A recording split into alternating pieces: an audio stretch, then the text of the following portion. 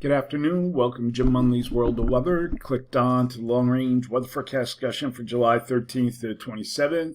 Before we get to the forecast, we're going to talk about this area disturbed weather off the southeast coast.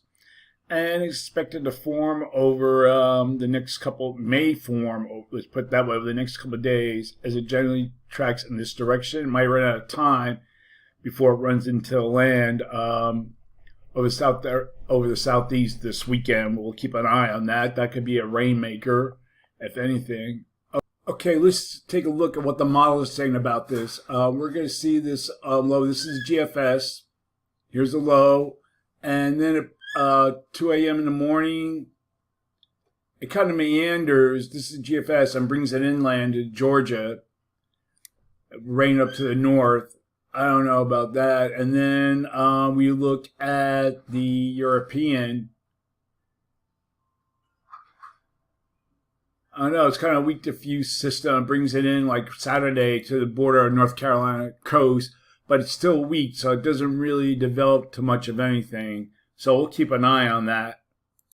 Okay, we're going to get to the forecast now. We're going to look at the period for July 13th to 17th, and we have a strong ridge here in the west and also here over the West Atlantic that merges as we go through time. A little bit of a troughing here across the northeast, and this flow will send several fronts or troughs through this area from the north central states into the northeast, and we'll keep an eye on that.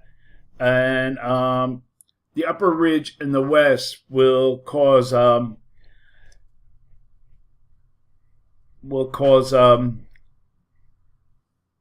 extreme temperatures. I lost my place.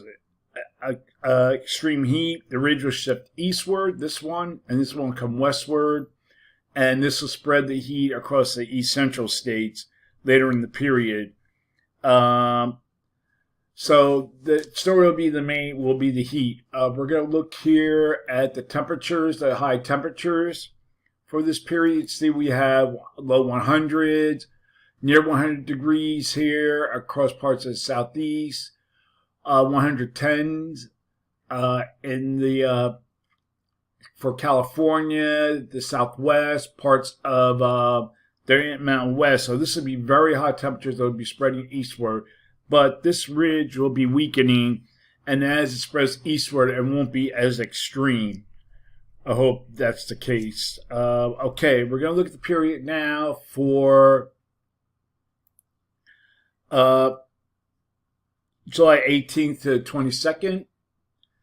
And we still have a little bit of troughing here across the northwest and the northeast as these fronts come in. Strong ridge here, strong ridge over the West Atlantic. And this will keep temperatures hot across a large portion of the country. So for this forecast period, I'm calling for above normal temperatures for much of the nation. And I'm calling for anomalies to be as high as 15 degrees above normal, mainly across parts of the plains in the west. And for precipitation, calling for below normal precipitation here. Probability of occurrence 35%. Above normal precipitation forecast here and here. Probability of occurrence is near 40%, mainly across this area in the southern Rockies. Okay, looking ahead for July 23rd to the 27th. So some of the models, like this is the GEFS, shows a broad ridge covering much of the nation, zonal flow to the north. That could very well be true.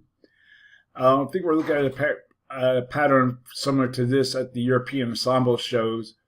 Still troughing across the northwest and the northeast, strong ridge here and here that builds towards the southeast in time. And this will keep temperatures hot mainly across this region. So for this forecast period, calling for above normal temperatures here, and I'm calling for anomalies to be about 4 to 8 degrees above normal. And for precipitation, calling for above normal precipitation here. Probability of occurrence is 35%. Below normal precipitation here. Probability of occurrence is near 35%. That's the long range weather forecast discussion for July 13th to the 27th. Thanks for coming to Jim Munley's World of Weather, and have a good day.